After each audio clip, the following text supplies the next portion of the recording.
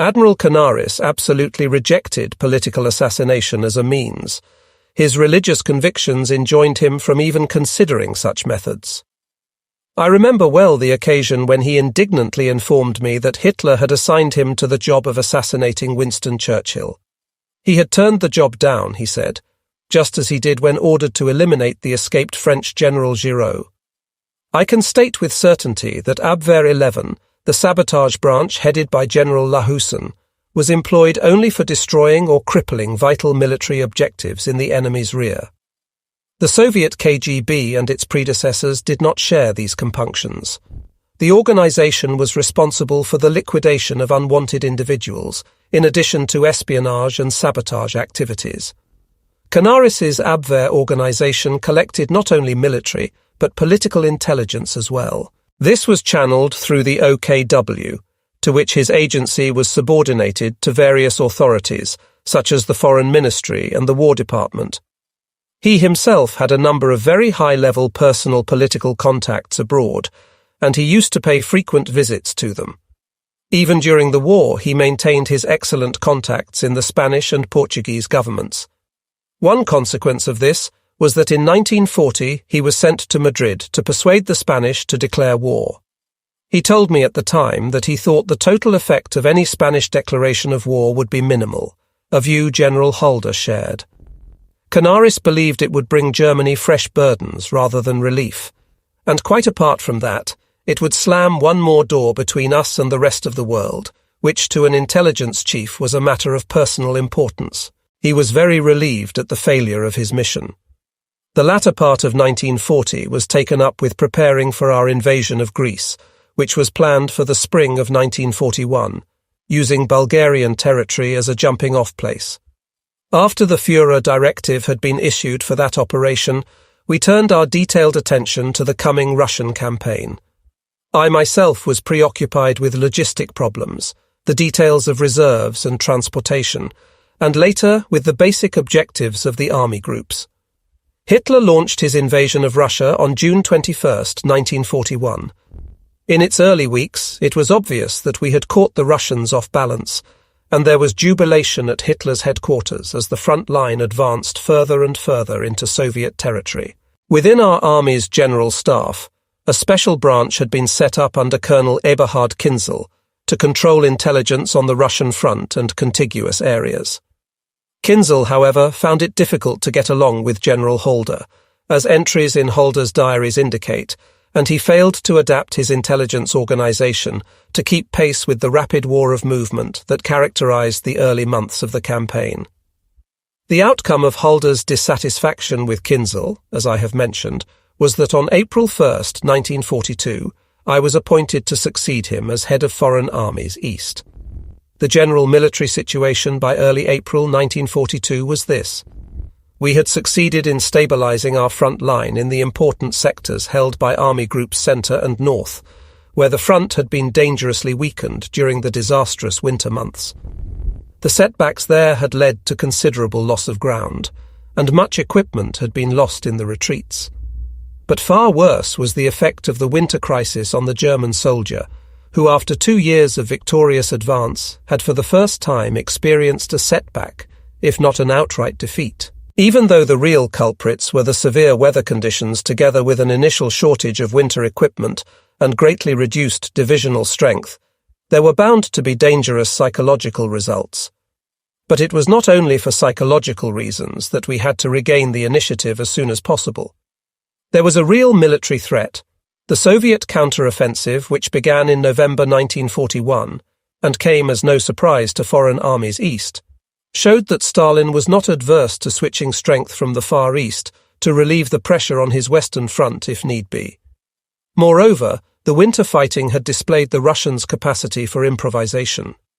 Any respite we gave them now would disproportionately add to their fighting strength, which had declined severely during the summer of 1941.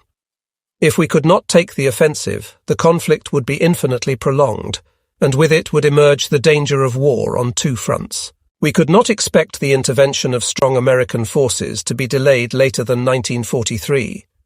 Thus, by the start of 1942, Hitler faced a situation similar to that confronting the Supreme Army Command during the Great War in the spring of 1917. During my tour of duty in the operations branch, we had the job of determining where and with what units our new offensive ought to be mounted.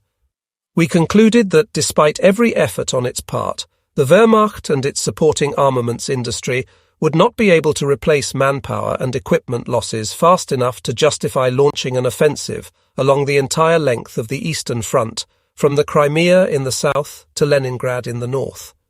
But we believed that the divisions left confronting Britain in the west would probably get by in 1942 without needing reinforcements. We would therefore have to limit ourselves to smaller offensives, recapturing the ground lost during the winter, particularly in the Crimea and at Kharkov, and capturing Leningrad to neutralize the Baltic and strengthen our land contact with the Finns. We concluded that we ought to use the remaining divisions to attack the Russians in places where they would have to stand and fight. In the opinion of the Chief of Staff, General Halder, our attack ought to be centered on Moscow. In addition to the psychological effect, the capture of Moscow would even then, in 1942, deprive the Soviet Empire of its political nerve center and main transportation center. While it would not make it wholly impossible for the Russians to continue the fight, it would certainly hamper them considerably. There were bitter arguments with Hitler on this issue, since he insisted on an offensive in the direction of Stalingrad to eliminate the Volga as a waterway and the Caucasus. Hitler's argument was that the capture of the oil fields there would decide the war. Without them, Germany's fuel supplies would dry up within 6 months. This prediction turned out to be wrong, for even without the Caucasian oil fields, we were able to keep fighting for 2.5 years more. Even during the French campaign of 1940, Halder's relationship with Hitler had not been without friction. In the summer of 1941, it had been placed under further strain by Hitler's obstinate demand for the main military effort to be shifted to the south, at Kiev. His decision did indeed result in the greatest encirclement action ever fought, the Battle of Kiev in August 1941, in which nearly 2 million Russian prisoners were taken. But this modern canaille remained a local victory upon which were to follow the winter catastrophe outside Moscow and the failure of the 1941 campaign. The controversy over this new 1942 campaign exacerbated this conflict until it became unbearable for either of them, and it resulted in a final parting of their ways on September 24, 1942. I recall one remark Halder made to me, which vividly illustrates the feeling at the end between Hitler and his principal strategic advisor. "I will just keep contradicting Hitler until he gets rid of me. He won't listen to the voice of reason anymore." Hitler always refused his senior officers' requests to be relieved of their commands. As the Caucasus oil objectives showed, economic considerations conditioned Hitler's decisions, not the demands of war or the requirements of foreign policy, all of which spoke against the launching of sweeping operations into the Soviet hinterland. The insoluble problem of logistics once we had crossed the River Don to the south, where there was only a single railroad track and poor highways, also argued against starting such an operation. But Hitler cast all these misgivings to the winds. This was why it was vital for us to identify, confront and destroy the enemy at the onset of the offensive. The General Staff branch entrusted to me in April 1942 had to be able to brief our Supreme Command as completely, precisely and rapidly as possible on the enemy situation and on the enemy's strategic and tactical intentions. I was now head of Foreign Armies East, the intelligence branch responsible for the entire Eastern Front. I moved into Colonel Kinzel's office at the headquarters of Foreign Armies East immediately. It was a large hut in the middle of the General Staff encampment on Lake Mauersee, southwest of Angerburg in East Prussia. It was a small compound made up of wooden and brick huts in the depth of the forest, invisible to any aircraft that might pass overhead, and only a half-hour's shuttle train journey away from Hitler's main headquarters, the Wolf's Lair at Rastenburg. The huts were all well equipped and kept at a comfortable temperature by a main heating plant for the whole compound. An ultra-modern communications centre enabled us to contact Wehrmacht units anywhere in occupied Europe within seconds.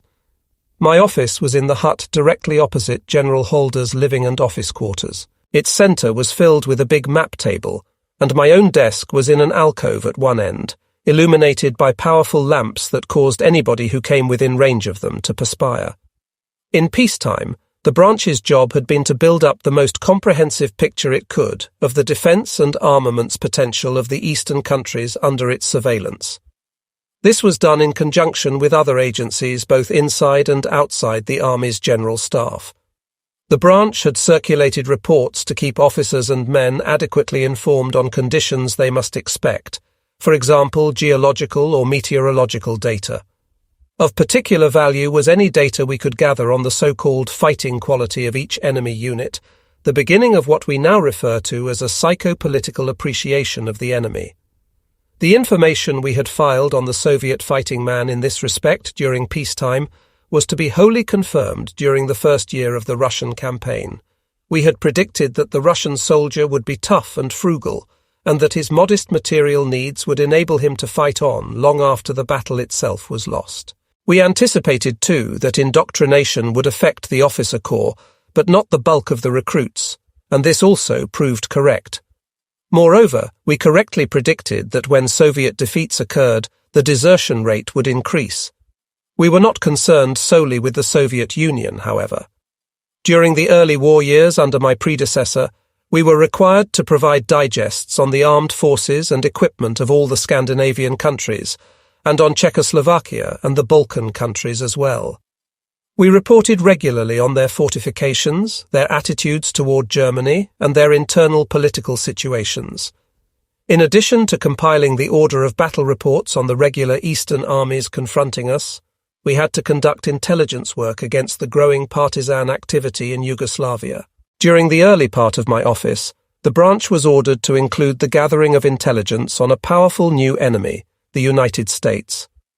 I recall that the American secret rearmament plan, of which only 8 copies existed, came to our attention as early as the spring of 1942, simply through our careful sifting of the American press.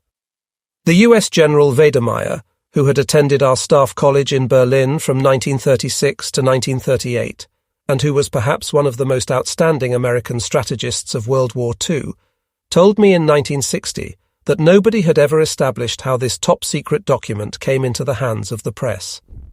At the time, he was the principal general staff officer in the U.S. Army's operations branch. In the course of the affair, he suffered probably the most nerve-wracking hours of his life, but he finally emerged from the investigation without a stain on his name. He made it clear to me that the investigation indicated that the leak was somewhere in President Roosevelt's immediate entourage. In the middle of June 1942, I was able to give Halder a bulky report we had compiled on American strength and strategic intentions for the coming year, with photographs of U.S. tanks and landing craft, details of the U.S. Army's expansion plans, and a discussion of the shipping tonnage available for transporting American troops. At the time, we concluded, lack of shipping space would rule out any danger that the Allies could mount a full-scale second front that year. In the report, we quoted an Abwehr source in the British Embassy in Lisbon, which pointed, correctly, to the Allied intention of intensifying the bombing of Germany and of carrying out minor landing operations on the French coast. A few days later, I was able to circulate a detailed report on the U.S. Army, in which I noted that a European theatre of operations had been activated under Brigadier General Eisenhower. I went on to emphasize that, in the near future, we must take into account the fact that American forces will appear in moderate strength at first. Our principal intelligence target was, of course, the Soviet Union. In peacetime, in order to build up an exact picture of the Russian units, we had used every possible source of information: the files of the Abwehr, the dispatches of our military attachés, the reports circulated by the Foreign Ministry. Of course, we had also exploited the available non-secret publications, even though these were subject to stringent press censorship. By careful analysis, we could often extract valuable facts to extend our knowledge beyond that obtained from secret sources. Despite the difficulties imposed on him by the Soviet Union's extensive counter-espionage, and by Hitler's absolute prohibition against espionage activity in the Soviet Union after his pact with Stalin was signed in 1939, My predecessor, Colonel Kinzel, had already succeeded in building up a relatively accurate picture of the Russian defences, order of battle, and mobilization measures, and of Moscow's strategic planning. It was on the basis of this information that our Barbarossa campaign plan had been developed and adjusted to meet each changing circumstance. Kinzel had also instituted detailed surveys of Soviet manpower and industrial reserves, and I found these reports of particular value when I took over. As we became more deeply embroiled in the conflict with Russia, we extended the activities of our staff and task force. We assembled thousands of files on Soviet armed forces and NKVD units and compiled intricate card indices on high-ranking Soviet officers.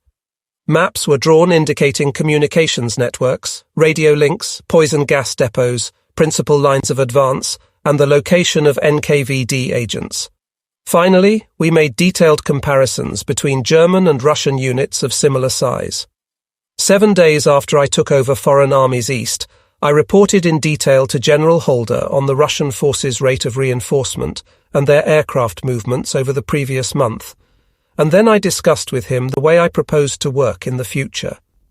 He told me, with some emphasis, that he expected not only a thorough estimate of the daily situation, but also a long-term appreciation of the enemy's strategic intentions and capabilities.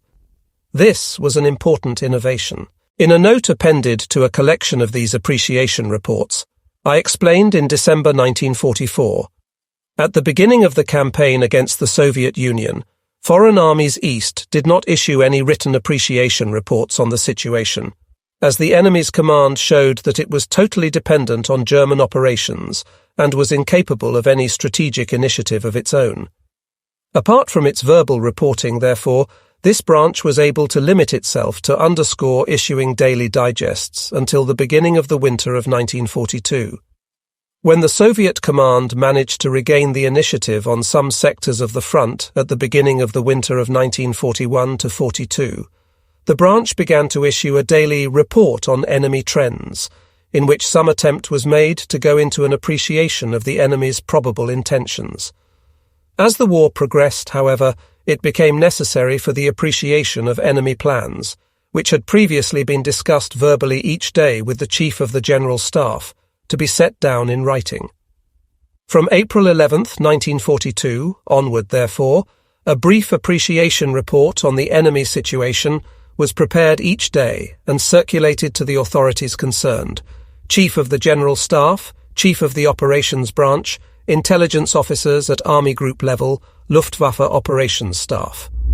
In addition to these, we prepared a comprehensive appreciation report on the enemy situation at various intervals, usually 4 to 8 weeks, so that as the war went on, our command would have material on the actions to be expected of the enemy over long periods of time. After a short time as head of the branch, I realized that there was much room for improvement if Holder's wishes were to be met, and that a number of organizational and psychological problems would have to be overcome.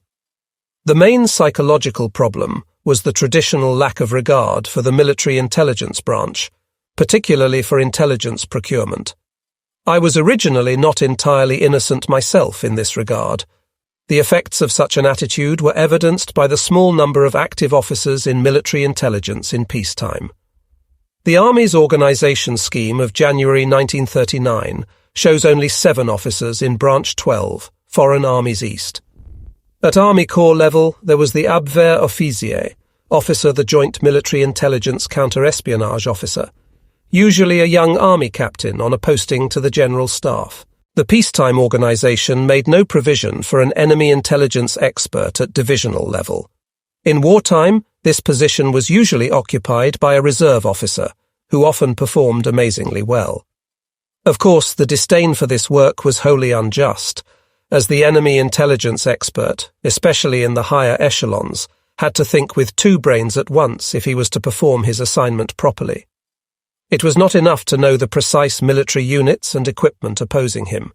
He had to be able to forecast the enemy's intentions, and this called for a subtle empathy with the enemy's mentality and a detailed knowledge of the enemy's command tactics. He then had to be able to put all his facts convincingly to his superiors, acting the role of devil's advocate. This was not without its difficulties, for the staff intelligence officer was usually junior in both age and rank to the operations officer and chief of staff in his echelon. Soon after taking office, I therefore proposed to General Holder that the military intelligence officer should be given the same rank and seniority as the operations officer, which was that of a principal officer. This request was granted, particularly in the higher levels like army groups and armies. While the operations officer continued to be the primus inter pares, the military intelligence officer at least had the same rank. The result was an increase in the latter's influence. His words were treated with greater respect than before, and he could add more weight to his appreciation of the enemy's intentions. The second deficiency, in my view, was the inadequate cooperation existing between foreign armies east and other important intelligence agencies, particularly Admiral Canaris's Abwehr. For example, the Abwehr repeatedly forwarded to me information of considerable interest, but their evaluation of it left much to be desired.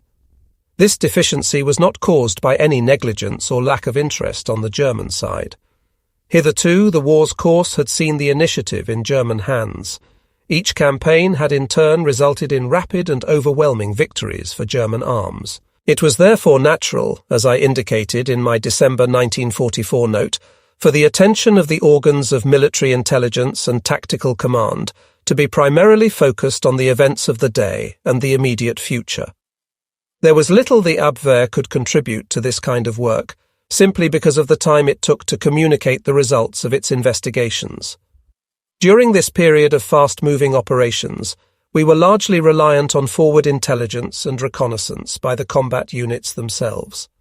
This satisfied our needs, although in retrospect I am amazed at the accuracy of the results we obtained from such primitive material.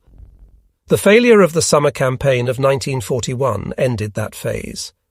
The enemy had gained the initiative, at least for the time being, and we were confronted for the first time by the need to develop a long-range analysis of the enemy's capabilities and strategic intentions, if we were not to run up against unpleasant surprises. It was in this situation that I took up personal contact with Canaris and persuaded him to extend the areas in which we could collaborate. He was formerly head of the OKW's Foreign and Intelligence Office, or Abwehr. The former section attended to the affairs of our attachés in friendly and neutral countries. The latter section, the Abwehr, was subdivided into 3 branches: Branch 1 Espionage under Colonel Piekenbrock, Branch 2 Sabotage under Colonel Lehausen, Branch 3 Counter-Espionage under Colonel von Bentivegni. The Abwehr had its own intelligence network, operating as did the British service largely with freelance agents of proved reliability. But Canaris had no organisation for analysing the intelligence data he received. The raw report was circulated to those who seemed most likely to be interested, with the result that any piece of intelligence depended for its effect solely on the sound judgment of its recipient. In the absence of any systematic process of analysis operating in conjunction with the other sources of material at the Abwehr's disposal, some items might be grossly overrated by the recipient, and others wholly ignored. It was the lesson I learned during my collaboration with Canaris's Abwehr system that moved me, when I set up the Gehlen organization after 1945, to establish an efficient section of analysts inside the organization. And I did what I could to dispel the heresy that secret services should concern themselves solely with secret sources, and pay no attention to the freely available, open material available from newspaper stands and bookstores throughout the world. Canaris, of course, was not without difficulties of his own by 1942. The destruction of many of his networks in countries that became our enemies with the outbreak of war made his agency's work harder, but not impossible. In the United States, the FBI had closed down virtually every German contact, but as I have said, the garrulous newspapers and magazines of that nation made it possible for him to bridge the gap until he could rebuild his networks there. A further difficulty confronting him was that since 1933, the Nazi Party, in the guise of the so-called Foreign Organization, Auslandsorganisation, and Himmler's SD, Sicherheitsdienst, Security Service, had been attempting to establish rival networks in a manner that verged frequently on the dilettante. Canaris was in a weak position, as the OKW's chiefs did not give him the support he needed. The Reich Main Security Office, RSHA, in which the Gestapo, criminal police and SD were unofficially combined in 1936, and which Himmler formally established on September 27, 1939, in particular, had struggled to get control of espionage and counter-espionage.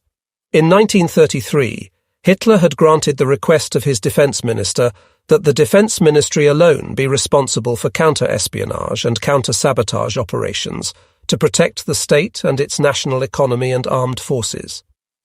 But by 1935, it was plain that Himmler and his trusty police chief Reinhard Heydrich were not inclined to heed Hitler's ordinance. Thus, 1935 had seen the creation of Special Bureau Stein, which conducted investigations into suspected treason cases on behalf of both the Gestapo and SD and the armed forces. It was built into the RSHA as an ad hoc bureau, with the express aim of encroaching on the Abwehr's preserves.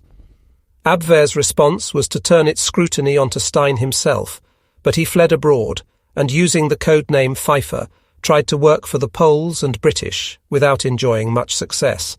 These clear inroads into his authority caused Canaris to get together with Dr. Werner Best of the RSHA. Together they hammered out a basis for collaboration, the 10 Commandments of 1936, which established guidelines for the cooperation of the Abwehr with the Gestapo and SD, and clearly set out their individual responsibilities. 2 years later, the SD's carefully camouflaged Foreign Intelligence Service was refashioned into Branch 6 of the RSHA, and this was taken over by Walter Schellenberg in June 1942. In May 1942, or about a month after I became head of Foreign Armies East, a new agreement was reached between the SD and the Abwehr, allegedly based on a 10-point program drafted by Schellenberg.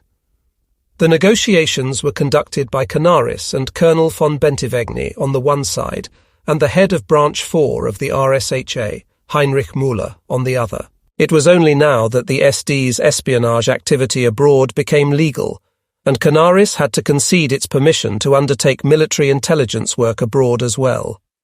In a way, this concession was the beginning of the end for the Abwehr, and heralded the takeover 2 years later of the whole intelligence service by Himmler's RSHA.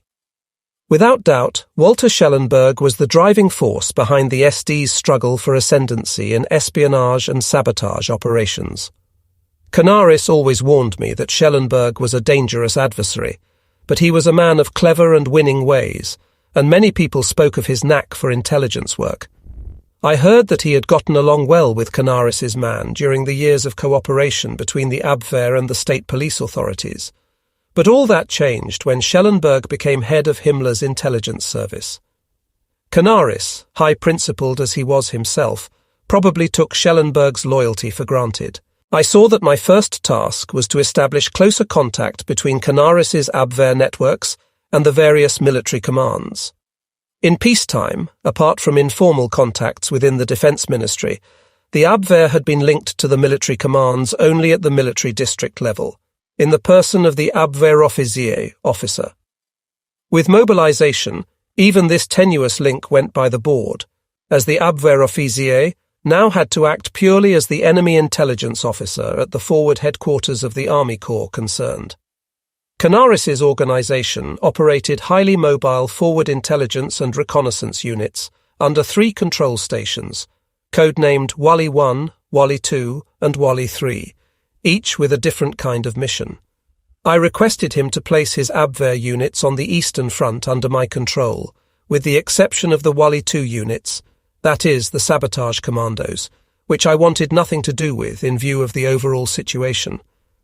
I told Canaris I would not interfere in any way with the running of the Abwehr units or their upkeep, but we had to find some faster way of getting their data to the fighting commands. It was typical of his unlimited readiness to cooperate that he agreed to my request without a moment's hesitation.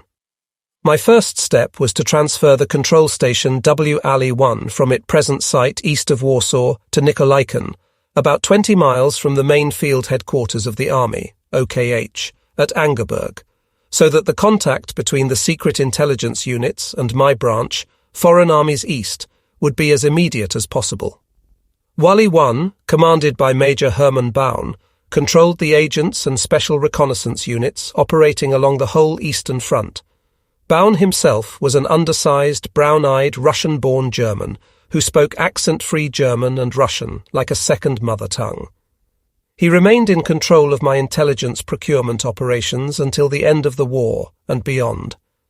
The new organization I introduced provided a rapid flow of intelligence data from the front line to our branch, along two parallel channels. The first followed the military chain of L officers at each command level, and the second the Abwehr chain, with crossovers at each level. A frontline intelligence unit would report to the L officer at Army level, and simultaneously to the Abwehr's Forward Reconnaissance Command at Army Group level. The latter would then collate these reports and report in TUM to the Ley at Army Group level, and to the Abwehr's overall control station under Major Baun. In the first instance, Baun then reported to my branch, using both the reports of the forward reconnaissance units that had reached him in this way, and also the results of his own Abwehr operations. Canaris's agency, for its part, received copies of all the reports reaching foreign armies east. Finally, to speed the communication of reports, I ordered that the preparation of the daily intelligence summary was to begin simultaneously at every level. The result was that each LE was usually able to hand his commanding officer a complete intelligence summary by evening. An example will make this clearer. Hitler had directed that in the coming spring offensive, the breakthrough into the Caucasus came first and foremost. On April 10, 1942, in my first brief report to General Halder, I stated that the Russians would probably also concentrate their main effort in the south, although it was still not clear whether they would adopt a passive defensive strategy or would try to stall us by a surprise counterattack. A few days before von Manstein launched the German offensive on May 8th, foreign armies east received the following signal from the Abwehr. The 30th of April, 1942, 11:30. To Foreign Armies East, Section 1. Secret. Abwehr Unit reports, April 13th.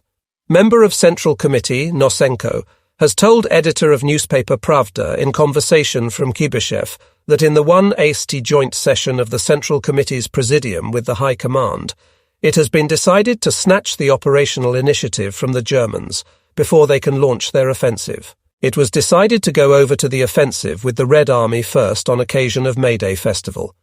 This report has taken a long time to reach us, it will be noticed.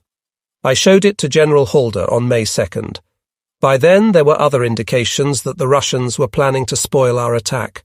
And indeed, before we could start the planned second phase of our Caucasus offensive, the Red Army launched a sudden and concentrated assault at Kharkov on May 12th. Thanks to the War Department's and the General Staff's determination not underscore to lose the initiative, however, the following 16 days saw an encirclement action at Kharkov, which ended with 2 Russian armies destroyed and 240,000 prisoners in our hands. To accomplish everything General Halder expected of us, it proved necessary to expand the staff of my branch and change its structure. From about 25 officers attached to Foreign Armies East at the time I took over, it expanded to about 50 by the end of the war. As principal assistant, or operations officer, I took Lieutenant Colonel Baron Alexis von Roen.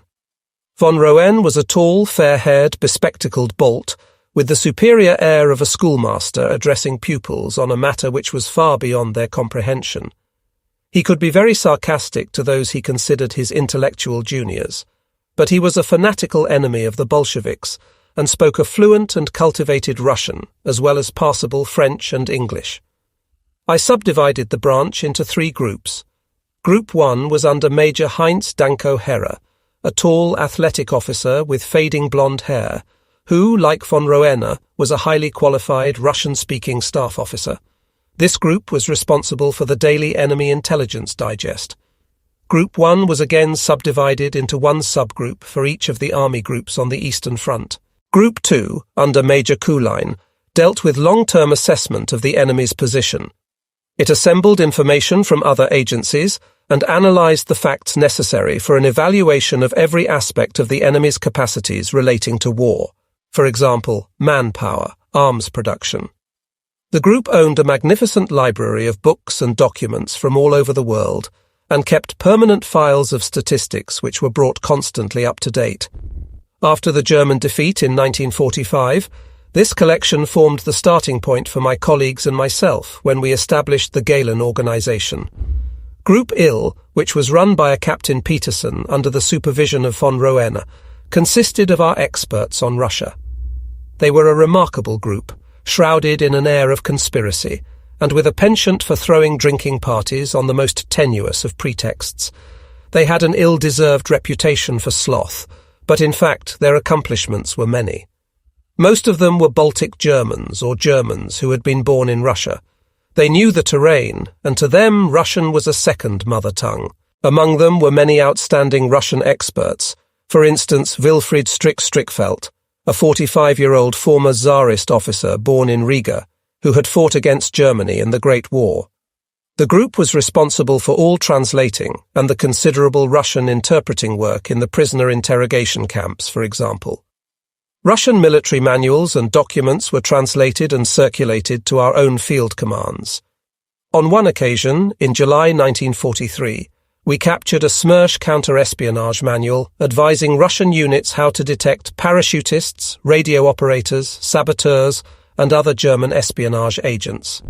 It was translated by Group IL, and we modified our tactics and forged documents accordingly. The commanding officer of Group 3 controlled the interrogation camp maintained by foreign armies east at Lotzen, East Prussia. Altogether, the group was of particular importance, since there were few experts on the Soviet Union in Germany, and our own leaders had to be kept well advised on everything connected with the Russian enemy. Within a few weeks, the new system was working well. During the course of the day, the intelligence data and digests arrived from all the army groups on the Eastern Front. The dispatches from Major Baun's office, Wally 1, were rushed over from Nikolaiken by an NCO dispatch rider on a motorcycle.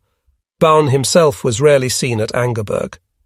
These were processed by the individual groups within my branch in preparing the evening intelligence digest we were to issue. Many of the incoming reports had to be checked back on, and we had to issue follow-up orders to the reporting units at the front. Out of these incoming reports, we gradually digested an overall picture of the day's main events and established a basis for an assessment of the enemy's probable situation and intentions, even before we received the appreciation reports composed at Army Group level. The constant exchange of ideas between our branch and the Lee officers at Army Group level in the course of the day was of great importance. This was also the case for the exchanges between our branch and Major Baun, and our comparison of ideas with Halder's operations branch. By the time the military intelligence reports began to arrive from the army groups during the afternoon, the respective subgroup heads had already been able to form views of their own, which they compared with the new arrivals. In the evening, about an hour and a half before Halder called his main 10 p.m. situation conference, I summoned a branch conference in my room, attended by Major Hera, head of Group 1, and the heads of all his subgroups. Hera reported to me the latest news from the army groups, from aerial reconnaissance, from radio monitoring. These reports were always very bulky documents indeed, and from Wally 1, and the details were discussed with his subgroup heads. About a dozen officers clustered around the map table in my room, as each subgroup head reported on his own army group and outlined his views on that group's intelligence report. On the basis of this briefing, I then decided on the general line to be adopted by our overall daily intelligence digest, to be issued by foreign armies east. Under considerable pressure, this document was then produced, usually 2 or 3 pages long, and each evening I took it with me when I went to the main conference called by General Halder as Chief of Staff. All the General Staff branches concerned with the strategic situation were represented at Halder's conference. The heads of the operations, Foreign Armies East Organisation and Rail Transport branches, the Quartermaster General for logistic problems, the Chief of Army Signals for communications, and on some occasions representatives of other branches. The head of the operations branch usually opened the proceedings, followed by myself as head of Foreign Armies East, and then, after the others had also reported, Halder would decide on the orders and other measures to be issued. At about 9 o'clock the next morning, there was a further situation conference in my own office after the night's batch of incoming reports had been processed. This was followed immediately by a 10 o'clock situation conference called by Halder, similar to the evening one but shorter, based on the situation maps freshly printed during the night. He would then take this information with him to the main midday conference called by Hitler at the Wolf's Lair. Obviously, speed was of the essence if our intelligence digests were to be of any value to the field commanders. If this was true for offensive operations, it was even more so when the enemy had seized the initiative. I believe that the new organization and system I introduced met this vital requirement. From the daily digests, we also produced a comprehensive report on the enemy's situation, as I have mentioned, at intervals of 1 or 2 months. This long-range digest then farmed in its turn an important basis for comparison with the current daily digest. Any distinct divergence from the pattern established in the long-term digests acted as an early warning that the enemy was up to something. It was a warning system which would have been very difficult for the enemy to deceive.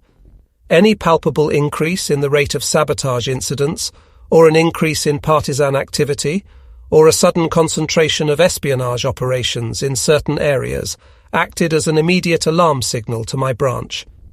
We reacted by issuing orders for intensive intelligence effort in the particular sectors of the Eastern Front concerned. Armed reconnaissance units crossed the lines and pulled in Soviet prisoners, and our monitoring units eavesdropped on the enemy's radio traffic near the front lines. The radio communications of the particularly officious Soviet military police units were always rewarding listening in this respect. So, in achieving our results, neither I nor my colleagues resorted to black magic. It was application, thoroughness, expert knowledge, and speed that made our intelligence digests so valuable for the war. This did not mean that our reports were always in accord with Adolf Hitler's wishful thinking. I myself briefed him on only 4 occasions. The rest of the time it was usually the duty of the Chief of Staff, first Halder, then his successors Zeitzler and Guderian. I can only confirm how manfully my superiors battled with this man, trying to reverse decisions that were obviously wrong. But given a man of Hitler's obstinacy, they were the kinds of decisions that frequently only the force of destiny could alter. Again and again, Hitler dismissed the warnings contained in our reports as defeatism and hinted that we were trying to sabotage his plans. The Chief of Staff always did what he could to shield me from such outbursts, which might otherwise have resulted in my peremptory dismissal. My own few meetings with Hitler all passed placidly enough, but Guderian frequently got the rough edge of his tongue. I well recall one occasion when Guderian went to Hitler's headquarters at the end of the unsuccessful Ardennes offensive in January 1945, a few days before the Soviet invasion of Germany proper began. When he returned, he vividly described how the Führer had thrown my charts and situation report to the ground and had suggested that I belonged in a lunatic asylum. One vital question mark hung over the first half of 1942. How many new divisions could the Russians still create from their reserves? My predecessor had assembled a file of unmistakable indications that the flow of reinforcements to the front was drying up, and he had tried to determine whether this was because the Russians had no fresh manpower reserves available, or whether this indicated they were secretly creating fresh units somewhere to hold in reserve for the summer operations. There were many indications from the interrogation centres and from radio monitoring that workers were being recruited from industry to fight at the front, and in February 1942, a friendly intelligence service supplied us with the resolutions of the Presidium of the Supreme Soviet, proclaiming something similar to the total war announced by Goebbels in Germany 1 year later. Late in May 1942, I presented my own conclusions on the Russian reserves position to General Halder, and by the following month we had enough information to make a reliable estimate of the size of the reserves. This was an interesting example of the use of both secret data and readily accessible statistical information published by the Soviet Union itself. In its January 1939 population census, the Soviet Union had a total population of 170 million, but natural population growth and the annexation of large parts of Europe had by 1942 swollen this to 199 million. In the course of our operations, we had overrun the most densely inhabited area, with about one-third of the entire population of the Soviet Union, some 66 million, of which up to one-third had probably been evacuated or drafted into the Russian armed forces. In our calculations, we took into account the fact that the Russian nation was at that time a young one, with almost half the population younger than 20. In Germany, less than one-third of the population was under 20. But we found that the high mortality rate and the general ravages of war among the older age groups offset this factor. Thus, on the one hand, a relatively high proportion of the Russian people was of military age, a proportion which would increase in the years that followed. But on the other hand, there could be less recourse to the older age groups than was possible in Germany. The percentage of women in Russia was also unusually high, over 52%, which provided a greater incentive to use female labour in industry. On this purely statistical basis, the Russians could have had only about 17 million men under arms, since experience showed that any given country can mobilize at most 10% of its total population. From our interrogation camps and captured documents, we knew that Russia had called up all able-bodied men from 18 to 45 years of age. Of the 35 million men, 28 million were able-bodied. There were also indications that in some places 46 and 47-year-old men were being recruited. Using our own experience in Germany as a basis for calculation, we could assume that 11 million men at most had been placed in reserved draft categories in Russia, and that this figure was probably closer to 9 or 10 million in view of the lost territories. By this method also, we arrived at an estimate of about 17 million able-bodied men available to the Soviet armed forces. From these, 17 million had to be subtracted from the losses since war broke out. Our army's reports and estimates of our allies assessed these at 430,000 dead and invalided in the war with Finland from 1939 to 1940, and the losses since our own attack on Russia had brought the total to 7,530,000 dead, permanently invalided, or taken prisoner up to May 1st, 1942. This would leave 9.5 million men in the Soviet armed forces. These were believed to be distributed as follows. Of 7,800,000 active troops, about 6 million were in the army, 1,500,000 in the Air Force, and 300,000 in the Navy. On paper, therefore, the Russians had a manpower reserve of up to 1,700,000 able-bodied men, but for various reasons these could only be made available gradually to the combat units, and several thousand men had to be tied down in the supply, training, clothing and logistics echelons. There were ways in an emergency in which Russia could theoretically find the manpower to raise new divisions, and we would no doubt learn more as the year progressed. But we had to bear in mind that with Russia we were dealing not with a Central European country, but with half of Asia, a territory 32 times the size of Germany, covering about 1/6 of the Earth's surface. We could safely assume that it would not prove possible for Moscow to tap more than a fraction of these manpower resources. My predecessor had somewhat optimistically concluded in March that the Soviet reserves were virtually exhausted, and added, "Only a meagre reserve is available over and above the armed forces already existing, and in view of the prevailing conditions in Russia, one must be sceptical as to whether this reserve can be built up to the theoretical estimate. The Russians will never again be able to throw reserves into the scales as they did in the winter of 1941 to 42. In June 1942, I did not see any prospect of the springs of Soviet manpower drying up, for the ruthlessness with which the enemy was prosecuting the war was such that we had to expect Moscow to reinforce the front line without regard for the effects on the national economy, on arms production, or on the supply of foodstuffs. Thanks to their not unexpected talent for improvisation and to the endemically rigorous qualities of the Soviet state, Moscow had succeeded in mobilizing several million men in new divisions. They had put them into uniform, given them the rudiments of training, and they had conveyed them over great distances into the front line.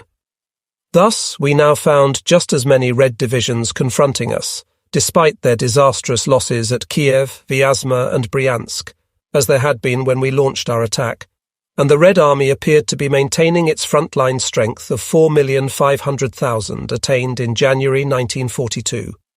As for the Soviet Air Force, we noticed that it had shifted its main focus to our Army Group South, which indicated that the Russians were either planning a major offensive there themselves or were anticipating a German offensive. I concluded my June 1942 appreciation with the words, "It is clear that the enemy has suffered major losses in the defeats of these last 12 months. The fighting so far has shown the German soldier to be justified in feeling he is superior to the enemy, and we have seen that where an assault is launched in force, success is guaranteed.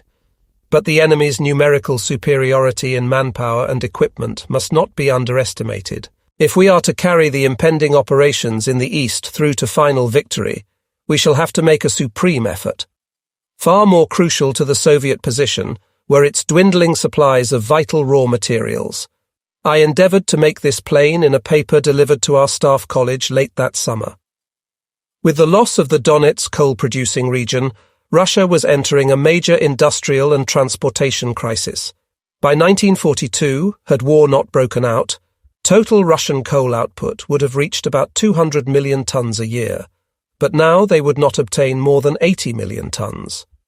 The railroads had traditionally swallowed half the coal output, and the industrial regions along the central and northern reaches of the Volga, including Moscow and of the Urals and Siberia, took the rest. The coal output of the remaining fields in the Urals, Karaganda and Kuznetsk would probably be adequate for the eastern industrial zones. But the coal supply for the remaining western industrial zones was critical, having to be shipped by rail over distances of more than 1,500 miles from Karaganda and Kuznetsk. Several steel mills in Kibyshev had to close down in March 1942. Shipping on the Volga was without fuel, and the railroad system was beginning to show signs of strain. With the loss of the coking plants in the Donetsk region, coke output was down to about 40% of Russia's pre-war output, and this in turn was affecting iron and steel production. Iron ore production would reach only 13 million tons, instead of the planned 40 million. Pig iron only 7 million instead of the planned 22 million, and steel only 8 million instead of 28 million tons.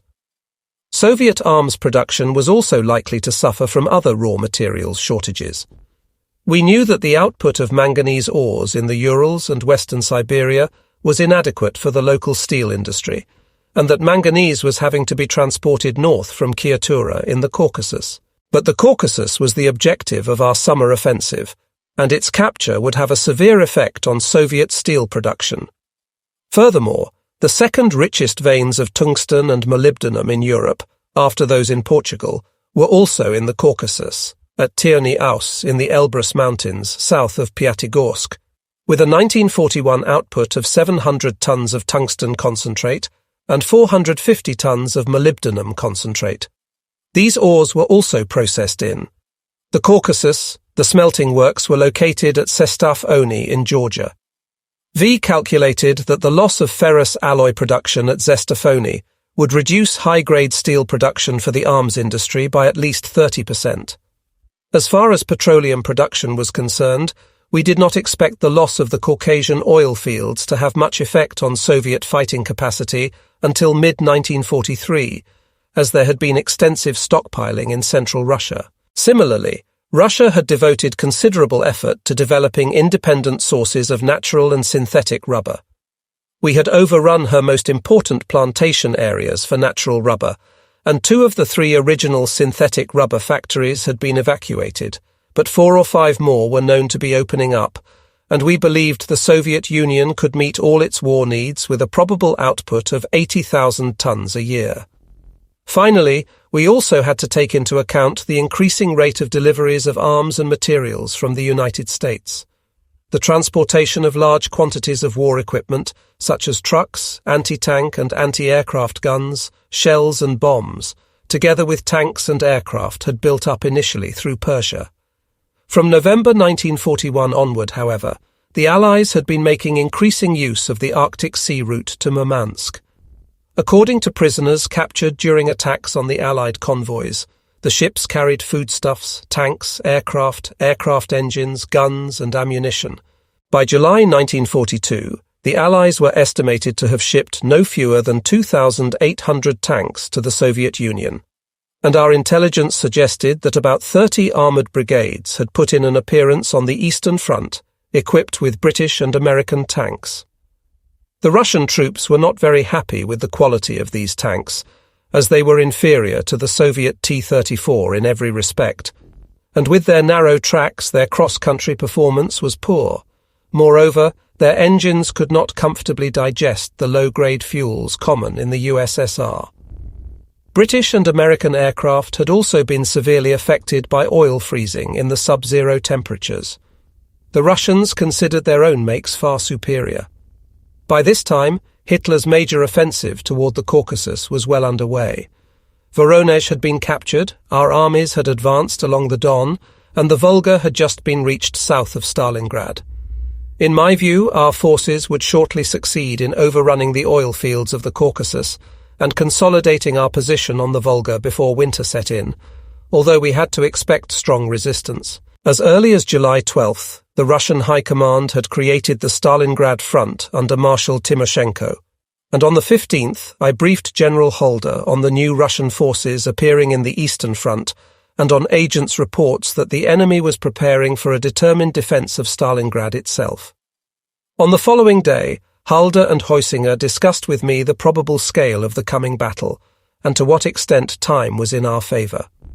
As our armies, principally the Sixth Army under General Paulus, advanced further and further towards Stalingrad that summer, General Halder and I had cast anxious eyes on the lengthening left flank along the Don, and Halder repeatedly warned of the possibility that Moscow would launch a counterattack on this flank, most probably across that part of the Don that extended between the Koper tributary and the Great Bend at Kremenskaya. For this sector was held not by hardened German forces, but by our Romanian allies. Even if the coming operation was insufficient to destroy the Red Army, or bring about an early collapse, the physical occupation of the vital Caucasus region and the blocking of the Volga as a Soviet waterway would cause untold harm to the enemy's economy. But ahead lay yet another Russian winter, in which the enemy could rely on his superiority in winter combat to inflict such manpower and equipment losses on us that we would have to dismiss all thought of renewing the German offensive in 1943, particularly in view of our obligations in other theatres. I warned that we should be on the lookout for numerous enemy formations, specially trained for mobile warfare in winter, and we should expect violent partisan activity in the rear of our armies. It was by no means impossible, I stated in September 1942, that given the sparseness of our front line, these Russian tactics might produce crises like those of the previous winter.